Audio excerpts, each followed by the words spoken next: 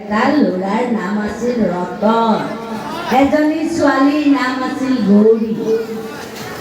মনত পৰিলে মই সিহঁতক ৰিঙিয়াই মাতো, ৰতন, গৌৰী।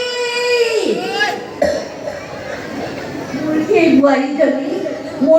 বোৱাৰীজনীয়ে কটন চিঞৰিলে, আই মোক ধৰক, আই মোক ধৰক, আই মোক। সকলোবিলাক বানপানী উঠি গ'ল। গৃহত বৌ, নাতি, বোৱাৰী সকলোবিলাক বানপানী উঠি গ'ল। কি কৰিম?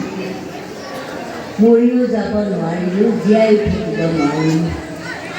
3 দিন ধৰি একো এটা পেটত সংসাৰ হোৱা নাছিল। এজন ডাঙৰ মানুহে আহি মোক তেজপুৰ পগলা ফাটকত পাগলী বুলি শুনোৱাই দিলে। তাত ভালেই পাইছিলোঁ, খাইছিলোঁ, শুইছিলোঁ, বন্ধ কৰিছিলোঁ, কিন্তু কি হ'ব? এই কোনোবা এজন ডাঙৰ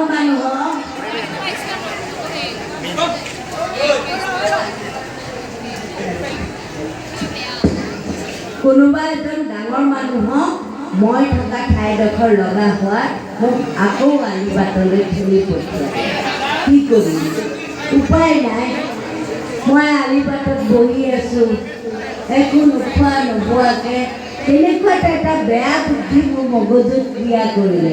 মই কানি মৰি ভাবিলোঁ, বাবু কণা এটা দিয়ক, বাবু কিবা এটা সাহায্য কৰক, বাবু দিয়ক, কিবা এটা সাহায্য কৰক, বাবু দিয়ক, মই চকুৰে নেদেখোঁ, মোৰ বানপানী সকলোবিলাক উঠি গ'ল, বাবু দিয়ক, কিবা এটা সাহায্য